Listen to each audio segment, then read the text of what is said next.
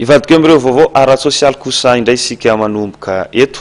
Ny zoma fa 10 ny volana May lasa teo no nikatona tanteraka ny toerana fandraisana ireo traboina tetsy Andohatapenaka.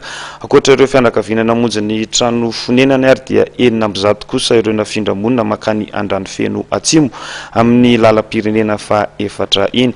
Mbola tiana Rarivosona sy Jacques Rakotomanana no mitondra ny sary ho antsika. Fianakaviana misa 900 avy amin'ny toeram-pandraisana ireo traboina tetsy Andohatapenaka. Izany zao no nanorim-ponenana tanteraka any Andranomafeno Atsimo amin'ny lalam-pirenena fa 4 iny.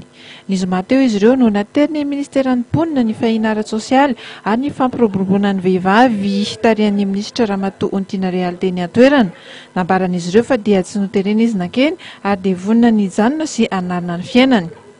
Neto fokotaninay zany zay hoe andao nareo izy eny Mahamasina ozy izy dia atolotra ny aneny nareo izy dia lasa zay nandeha teny dia teny indray zany zay noentiny zareo indray nandeha teny Besarety dia tany Besarety indray zay no mifindra tety Andohatapenaka dia zao tonga aty zao zay nanomboka tamin'ny latsinay zany tonga tety.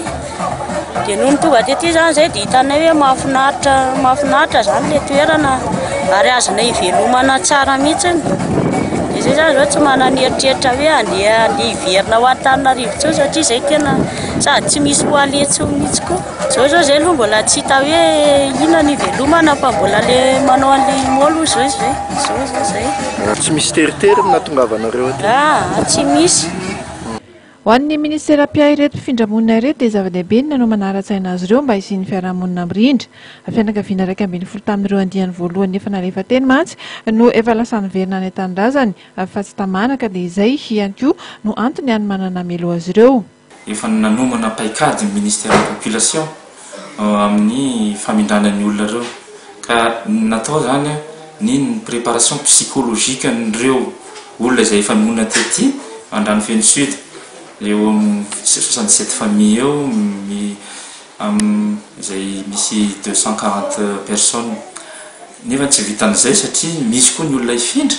Efa natao koa zany ny tany Andohatapenaka préparation psychologique an'ireo olona ifindra ireo izay misy 107 familles ka zay zany nafany satria natsangana ny comité local de gestion ireo tsirairay ireo dia ireo ny lehiben'ireo no ifampiresaka amin'ny fomba andrindrana ny fiainan'zareo aty Andranomafeno Sud.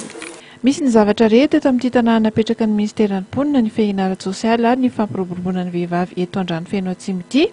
Anisan'izany ohatra ny rano fisotro madio, ny toeram-pitsaboana sy ny sekoly fianarana. Mipetraka amina tranolay kosa nefa izy ireo alohan'ny fahavitany trano amin'ny biriky.